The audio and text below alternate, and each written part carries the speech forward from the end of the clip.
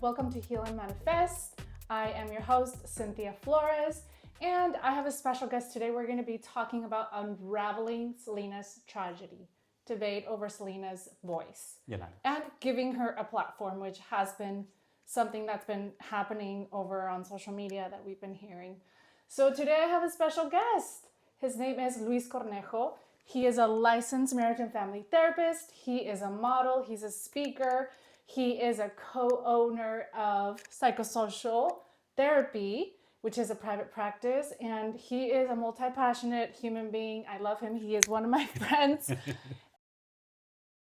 Him being here, and we're gonna be talking about some chismecito. So, Luis, thank you so much for being here. I'm happy to be here. I'm excited. I'm glad we're going to be talking about something that continues to come up right over the years, and especially for our community. Definitely. So, I guess what we're going to be talking about is a little bit of the tragedy and what happened, right? The polemic behind giving Yolanda Saldivar a platform and what our fans saying, but we're going to be giving it a therapeutic mental health lens as well. So, let's get started. Yeah. I think with these cases, it's always so interesting because all of us who are fans of Selena or who have, grown up in homes where our family members listened to her while she was alive and when she was still performing, know about her. We hear her music right in our parties. There's legend. There's so much that comes with her name, right, that we all know and grew up with. And I think it's so interesting because there's so much of the story that often gets muddled, right? Because these things become almost like one of those kinds of, I said, legends, right? Where people share all kinds of things about someone's life that we didn't really know, but we all feel like we knew in some way. And so I think the mental health psychological aspect is a bit tough because, clearly we as professionals are not able to really diagnose or even label or do any type of actual assessment, right? Because we don't know Yolanda, we don't know Yeah. Selena, we don't know her family. We kind of go based off what the general public knows, right? And what they hear, and also the stories that were told, and the lies and all of the actions. And so I think for us, even as mental health professionals, it's so interesting because we see all of these things, and there's like patterns, and there's definitely a lot of interesting facts that come to us. And yet for me, it's so hard because, I hear people often throw words, even about Yolanda, she's a psychopath, she's a sociopath, she was, borderline, she was blah, blah, blah. And, obviously we've never had a conversation with this person, right? I mean, we can go based off what we saw, facts, things that came up in court, listening to her interviews. But it's just so interesting, right? Because I think it's also a little bit personal. It is. So I think for me, as someone that grew up with Selena's music always playing in the background, and when she was still very much alive and doing performances and she was all over the news, she was a fixture, at home. She was someone that you almost felt very connected to because she represented the community in a very different way. She wasn't just a Latina performer, or in Spanish. She was like us. She was born here. She was raised in the US. She had a lot of very similar conversations that I think a lot of us did as well. Whenever she gave interviews, she talked about stuff that was relatable. Definitely. And so it felt personal, right? And so I think that's why so many of us have such a hard time when we hear, Yolanda's voice, right? Or Yolanda's side, or even just knowing that in 2025, she is up for parole. And what does that mean, right? For so many of us who kind of like literally have spent the last 25 years that she's been in prison building Selena's story, right? And legend. I mean, she's huge in the community, in the cultura, in the world. I mean, people know her everywhere. Exactly. Yes. That is a big one for sure. And you bring up a big point that as mental health professionals, I know there's a lot of talk out there, but we can't really diagnose them. Her therapist, we can't diagnose Yolanda. And at the end of the day, we can give our own impressions, but like Luis said, right, we have our own experiences, And I'm sure Selena's story has Mhm. touched a lot of people's hearts, and it has Yeah. touched our hearts too. I remember when this happened, I was probably 7 years old or something like Mhm. that. Like I was playing outside where we lived Mhm. in Salinas, and I was playing with some people, and then somehow, somewhere in the news, salió que and this accident supposedly, right, that Yolanda Mhm. had mentioned, but for Mhm. her it was an accident. So of course, as a child, we're like, what happened? So we were like just, making up stories and Mhm. impersonating, and like, Mhm. you know it was really, really, I Yeah. didn't really see the severity of the situation, but I realized when I was a child, I didn't quite really know Selena Mhm. and her music, Mhm. but a lot of people did. Mhm. And I think from what I know is that she became bigger, Mhm. after her death. Oh yeah. And because of the history, because of this polemic, and a lot of people really follow these crime stories and Mhm. documentaries, and they're very Mhm. into it. But also, not only that, because it's also because she was big in the Mhm. community. She was Mhm. loved. She was on her way to big things. I think She that's the other piece was. too, Yeah, too with this, right? It's not so much that she got bigger after. It's that I think we all as a community knew that she was going to get big, and even if exactly. she hadn't been murdered by Yolanda, she would be huge.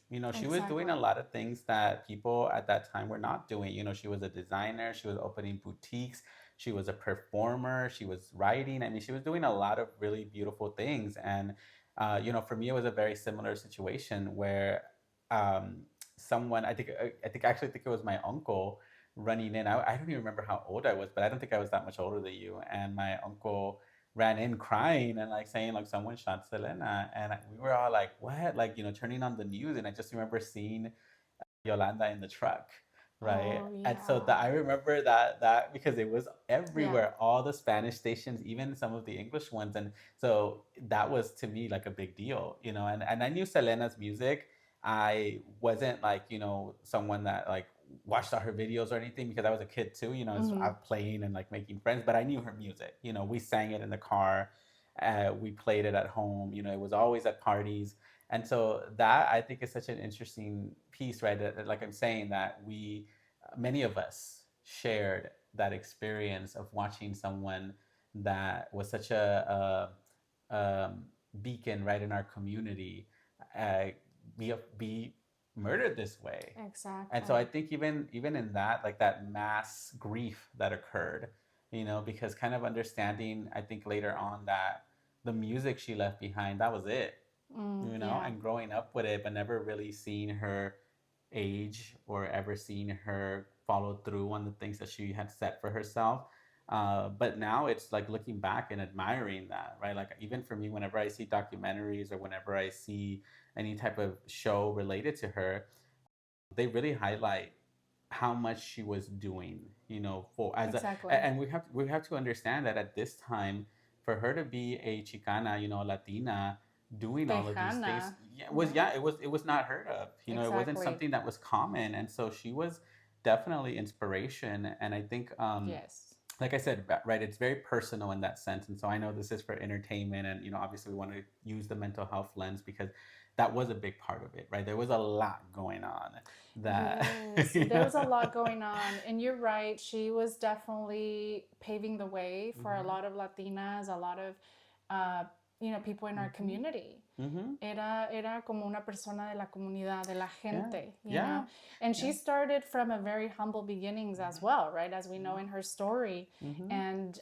you're right. You're right. Yeah. It's very inspiring, and a lot of people look at that as Yeah, well. yeah. I mean, we see this young woman who was an entrepreneur who also, had trouble with Spanish, like some of us. I know for me, like whenever I see stuff where she was being asked questions in Spanish and she either misunderstood or did or said something totally random from the question, I always thought like, oh my gosh, that was an experience that, many of us also shared being bilingual or having to learn like different Yeah. languages and also having to assimilate to different cultures because she wasn't only Exactly. catering to like the US population with her music and her style, but she was also in between, right? Because she was still Latina. That was something she Mm-hmm. couldn't escape. And I think that was Exactly. something associated with her early on, right? She's, this is a Tex-Mex, right? There was a very specific niche that she was placed into, but she broke out of it, which I think was the biggest thing about her was that she was able to cross over into really showcasing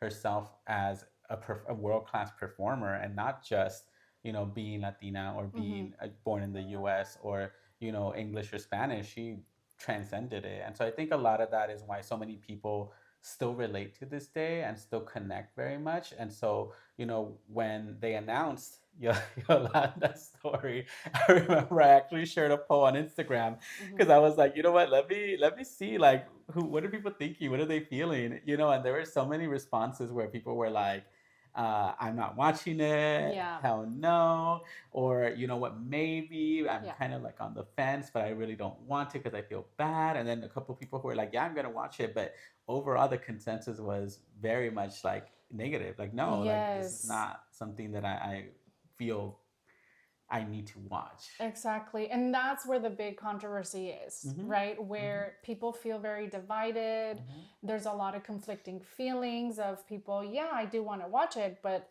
at the Mm-hmm. same time, I already know this was a murder and Mm-hmm. this was real. And Mm-hmm. clearly, Mm-hmm. there's a reason why Yolanda Mm-hmm. Saldivar is. And thank you And for naming that because what you yeah, just said, it was a murder. I know that exactly. it's entertainment in some way, in a very interesting way, because, like I said, we all grew up with Selena, right, or know about her, and so there's still this like almost entertainment aspect of it. But it was a murder. Mm-hmm. I mean, this was a violent crime. This was something that was built up over time and not just random. This was something that has still been debated and evidence of this or that that's still being introduced years later. And the fact that we're talking about a human that was only what, like early 20s. 23. I mean, she was a kid, like she She was still was. figuring shit out. And I think that's the other piece too, right? Is also acknowledging that we don't have her here to share her story. Exactly. And that's the piece where there's a lot of polemic, Mm-hmm. and this is where I wanted to really delve in, right? Because in a lot of her interviews and the documentaries that she has come out, Did you watch she it? I have not watched. I have not watched the new one. Okay, I am planning on watching it. I don't want to. I know you have, I so do not did. give a spoiler. But I think that in other interviews Mm-hmm. and other documentaries, she has completely denied it and said it was an accident. Mm-hmm. And I just remember watching another documentary of hers. I think what the cops were doing is they were de-escalating the situation, Mm-hmm. and they were like, well, maybe it was an accident. And somewhere se le metió la cabeza that it was an Yeah. accident. And Yeah. the reality is, like, whether it was an accident or Mm-hmm. not, the Mm-hmm. fact is that she's no longer Mm-hmm. here. And you have to understand, right, that we're talking about legality here, right? When we talk about crimes and murder, the language matters, It right? When we say an does. accident, I mean involuntary manslaughter, right? You don't get life. You usually get a certain Exactly. number of years. When you Yeah. do kill someone premeditated, right? It's planned. That's usually, you don't get parole or even Exactly. an opportunity to challenge it. And Exactly. so I think that's a very interesting point you're bringing, and something that I think many of us who have followed this case are very much keen on, right? That Mm-hmm. Yolanda has made very many versions of what's happened. I mean, granted, she stuck to the whole, she cared about her, she was her friend, it was an accident, yada yada. I mean, even in a documentary, which I'm not going to give spoilers, there's still an element of that. And so I think when it comes to all of these things and timing, we have to be very conscious, right, of why. I mean, she's up for parole next year, right? If there's Mm-hmm. any like chance of her actually leaving jail, it's going to be because she's created either some type of sympathy for herself right through this time that she's Yes. been in jail with people, or because she's helping make a case that, you know what, yes, I did do it, right? I of course, I am not saying I didn't. And At the same time, there's a lot more to it, right? Because then what does that do? That gives people the idea that, wait a minute, this is not so cut dry, right? Like Mm-hmm. there's a lot more to this, right? So maybe we should let her out. Exactly. And this is where the part of the controversy is like, should we give her a platform and why? Mm-hmm. Do we listen to her story? Mm-hmm. And what is it that's missing? Mm-hmm. What were some of the missing pieces? Because Mm-hmm. from what I know, is like there were a lot of secrets. Oh yeah. There was a lot of secrecy, Yeah. and also, with the dad and all Mm-hmm. of that, and Mm-hmm. there was apparently some infidelity or something going on, There's a some lot of cheating. juicy stuff in there. There's a lot, y'all. So, anyways, I've seen other documentaries, so I would say recommend if you're gonna watch this new Yeah. series or docu series to Yeah. watch other documentaries because there's a lot of juicy information there Mm-hmm. too. Mm-hmm. But you see, but that's also Yeah. part of the story. Yeah. And yes, her trying to kind of twist maybe the story Yeah. to get some more empathy, Yeah. to get people to hear her side, Mm-hmm. and to get maybe less time. And this is not far fetched. This is not something that's impossible because I don't know if you're familiar with Gypsy Rose. No. No. Okay, so Gypsy Rose was this girl whose mom was basically diagnosed with Munchausen by proxy. Yes. She's in a wheelchair. The mom Yes. pretended that she had all these illnesses for years, getting a lot of free stuff, a lot of resources, and eventually she met someone online, and she and the boy plotted the mom's murder. And she was in jail for a bit, and she just got out, I think, this year, and now she's an Instagram star. I mean, she's a social media star because she was able to change the narrative that she was abused, right? And I'm not saying that she wasn't. Obviously, there's signs there, Mm-hmm. but what I'm getting at is that people are very quick to really fall into this allure, right? Because we find it fascinating, right? We just have this obsession, I think, a lot of times with people who do things that are outside of our understanding. Like murder is, I mean, the biggest one, right? Like, I mean, most of Yes. us can't even fathom that. Like, I mean, it's even like terrifying to think of those things actually being real, and yet they are. And there are Exactly. people who do it. And so I think that that's part of the psychology as well as the fascination, right, with these stories. And so Gypsy Rose was able to have people have empathy for her, right? I mean, her story is actually very Yes. interesting, and I do see the allure and why it happened. And in my mind, I understand the abuse that she went through, and I also see the other side, right, of a lot of folks arguing that she, I mean, essentially did kill her mom. It wasn't And that's the like thing with these cases, right? Looking at through a psychology lens, people that commit these sort of crimes, some they do premeditated, some for many reasons, right? A lot of people go through abuse, right? And it's not justifying these sort of crimes, but at the same time, it's like you have to understand what is happening, the factors, the environmental factors, the adversities. Why people don't just do things just because, unless they're like sociopath or psychopaths that have literally no empathy, no remorse. But in this situation also, it's like you said, building a case, building more empathy, shifting. It's all legal stuff, right? I mean, And it's all legal and too. social. What is it? Social opinion, right? What do Exactly. people think? Because you have to remember, right? We were talking about Gypsy Rose and how, with her, this was planned, right? She planned. So you're talking about situations. I think there was another case, and I cannot remember her name, and I feel really bad. But she was being sexually abused. This other case, and she killed the man that was abusing her in self defense, and they've still put her in jail.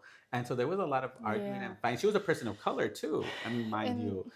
And so, I mean, this is where it's like. And that's the thing with also these systems, right? The legal systems.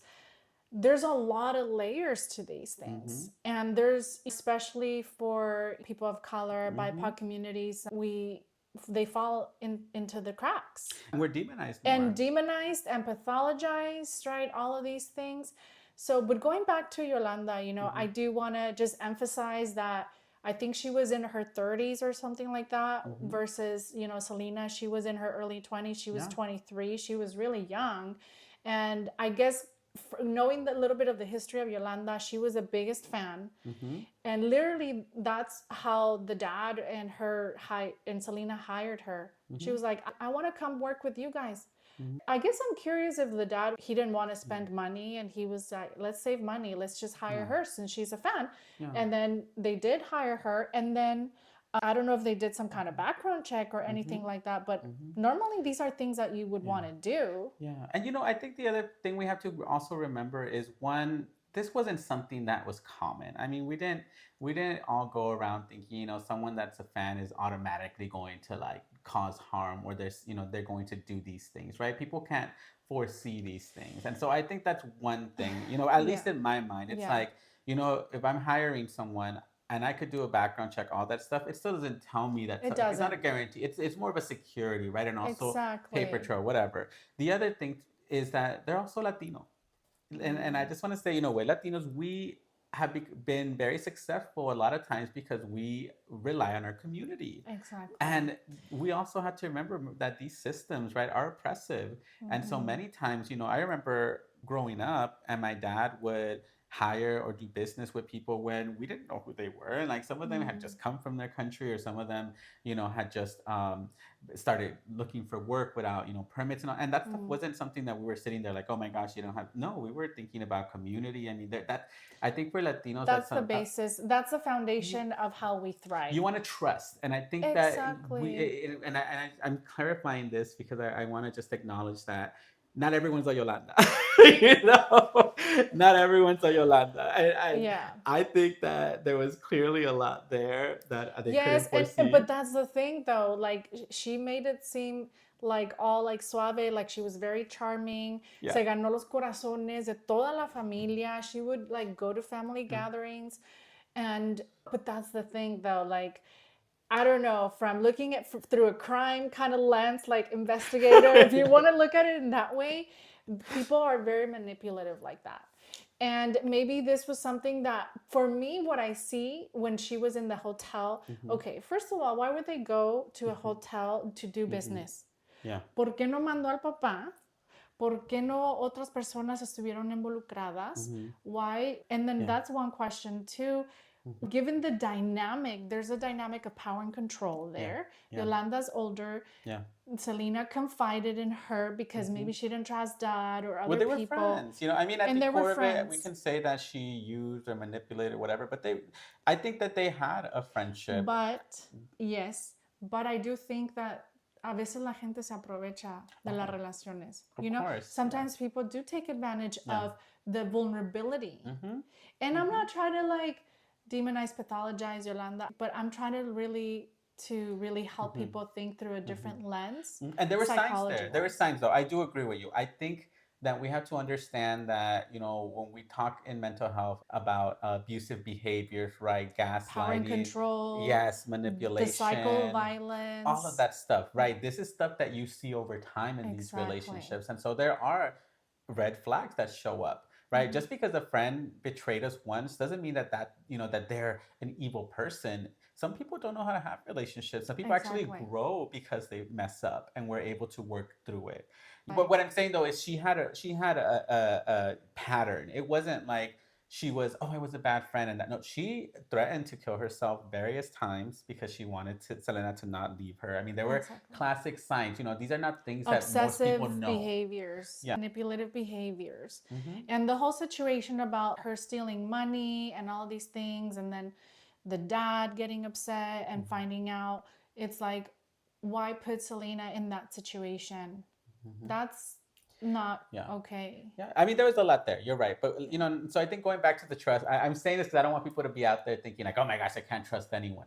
You can trust people. There are signs. Trust is a gift that we give people. If people hurt us, there can be opportunity for repair. I'm not a firm believer in cancel culture. I think that we do a disservice to see people as completely good or bad. We're all capable of good and bad. Of course, the difference is, how are we actually holding ourselves accountable? How do we heal and engage in that process? We're talking right now about a person who is still saying that, oh, but I mean, there's clearly no accountability in a lot of ways. And also at the same time, there were signs throughout that she Exactly. was already utilizing her power in an abusive way. And so I think that is the big difference, right? That just because a friend, I mean, and this is the thing, we all do that. We all Mm-hmm. sometimes gaslight, we all sometimes say things, if you love me, blah, blah, blah. That happens. The difference Mm-hmm. is, are we holding ourselves accountable when someone says to us, hey, like, that's not okay, And right? is she holding herself Well, I don't know unaccountable? about Yolanda, And but that's I don't know about, like, people. and that's the situation that throughout all of these trials and investigations and documentaries Mhm, and platforms that she's been given, she's denied it. She's like, oh, it was an accident. mhm, Like, she's my daughter. I loved her. I loved her so much. She was like mhm, my daughter. And it's like, I understand that somehow you're trying to repress and suppress those feelings of shame and guilt, mhm. but you did what Yeah, you did, yeah. and take responsibility. At least say, yes, I did it. Mhm. I have not seen that Yeah. in none of the interviews. Yeah. I mean, she definitely paints a picture that there's some type of conspiracy, theory with the dad. And, I mean, I think there's definitely awareness there. Selena's dad was someone that we constantly saw as very controlling in a lot of Mm-hmm. ways, very Very macho, very machista. patriarchal, Sí. definitely. I mean, even in the movie, right, with Jennifer Lopez, we saw how they portrayed the dad, who was someone very angry, very much who micromanaged Selena, and so it's not hard to also include him in the narrative, right, around how Selena had her secrets. Selena was also, rebelling. That's Selena was true. also because she was Yes. she was young. She was Yes, she was figuring trying to herself find out. herself. She was trying to find her own identity outside of the controlling and the Hmm. the dynamics, because we also have to look at, this was also a family business. Oh yeah, The career, the brother, the sister, the husband, the mom, all of them were the mom, involved. the dad, Yolanda. It was like all triangulated. It's like a family Hmm. dynamic. Looking at Hmm. through that therapeutic lens, Hmm.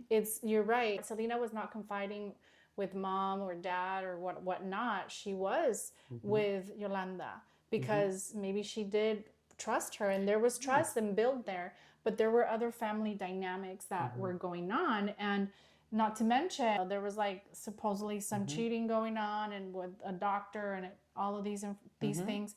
So there's a lot going on, of Yeah. course. So And that's the thing. The bottom line is none of those things, none of them are a justification for what exactly, happened. All right, none exactly, of them. they're not. And so at the end of the day, I think the conversation we're having is also around what are some of the dangers, right, of giving someone a platform in this capacity. Yes. And what I will say, for me, that's been very difficult and challenging, and we talked about this a little bit Yeah. yesterday, is the fact that it wasn't just Selena and Yolanda. Like, so many people got affected. Yolanda had a family Exactly. too. She Yeah. had people that loved her. She had people that cared about her. And I know for many of us, it's easy to dismiss that, but they're not at fault. Yeah. They didn't contribute in that way, and they're still hurt. And we also have to acknowledge that the world doesn't work one way, and that a lot of people got hurt by the actions of one person, and they shouldn't be punished, for what their aunt did, or their Exactly. mom, or well, she didn't have kids, their aunt or sister, whatever, did. But instead, also be very conscious of how there's still people out there who love her, And so Exactly. for me, I think that's where it's so hard, because I'm on the side of, what, she committed a crime. She's not acknowledging it the way she needs to, especially knowing the facts and everything that we've seen. And at the end of the day, like, whether she tries to air Selena's dirty laundry, like, that still is not an excuse. Yeah. But she was still someone, right, with a story. And I think that this documentary, what it does is it does humanize her. And the reason why I think it's important we humanize her is because we don't live in a world with angels and demons. We live in a world with people who do good things and people who do bad things and people who do bad, Both. back and Yeah. forth. And she was someone who did a bad thing. And yet, she, like I said, she was a nurse before that. She built a career. I mean, I'm going back to how being Latino, right, in these times, there were so many challenges. She was Yeah. someone that succeeded, and she had family that really admired her. And so Mm-hmm. when you watch this, you see that side. And so for me, it wasn't about whether she's guilty or not. It was understanding how tragedy and trauma and all of this humanness impacts Yes. people. And it impacts people, it impacts culture, it impacts Mm-hmm. society. It's also part of the impacts of systemic and institutional oppression. Because she's not the kukui in jail. She's not like, oh my gosh, she has horn. She's a person, and Yeah. she's a very old person now. Someone that has been in there for a long time. Who's still, I'm pretty sure, even though she's clinging on to this little bit of hope, is still very much stuck in that time. I mean, she's never gonna leave that time. That's And honestly, then I feel like she kind of died in that time and then too. when she's gonna come out, it's like it's gonna be hard to re-enter this world. It is, and also the fact that not a lot of people are going to like agree with us either, right? And they're probably more prone to like wanting punishment because that is a society we live in, and she is definitely someone that people have deemed need should get punished, right? Yeah. And I think that's the other piece is whether she does or doesn't, she's not gonna have a life anymore. It's Yeah. done. She stays in jail. She lives out her A year. lot. She comes out. She's not gonna be like, let me go apply at it's Yolanda. Like everyone's gonna know who she is. I mean, we Yeah. have piñatas of her like all over Instagram and TikTok. We have like, I mean, we had a piñata of her. I mean, I think most of us know. Yeah. And even when Yeah. I've had people tell me like, who's Yolanda? I'm like, oh, Selena's friend. Like, oh my gosh, yes. And like they don't even know who Who she she is, is, but they yes. know Selena because Yeah. they know what happened to her. They automatically connect it, and so she's not gonna escape it. So I think really this. Humanizing, and Mhm. you're right. You're very right about that. Yeah, a lot of people grieved. There was a really this interesting dynamic, right? Where even us that were not family or close to her, we grieved. And we also have to remember that these were two people who had people that grieved as well, because there was loss on both ends. That obviously dying is very different, or, I mean, being murdered is very different than going to jail, but it's also still like being dead while you're alive. I mean, Exactly. it's a very interesting dynamic. And I think the humanizing part is really more for our own hearts and Exactly. souls to remember this Yes. rather than see things as black and white, while at the same time acknowledging that she's guilty. I mean, she did it, and Exactly. and we can all acknowledge that and still see like, wow, there was a lot of harm. Exactly. I really appreciate this conversation. I hope you all are also appreciating and enjoying this conversation. I would love to get your thoughts and comments. Yeah. And Luis, thank you so much for Yeah, this. Of yeah. course, we love Chismecito. We have these conversations are pretty normal and common Yeah. for us. So Yeah. I love that. Thank you so much for being Of here. course. I hope y'all let us know too if Let you decide us to know. watch it in the comments and like tell us your thoughts. I mean, I think watching it is not betraying anything, right? It's just No. consuming something and making a decision. And Exactly. Your feelings are valid, your conflicting feelings are valid. However, you're feeling is valid, right? Thank you, Luis. Thank you for watching. Don't forget to like and subscribe, and we'll see you on the next episode. Bye.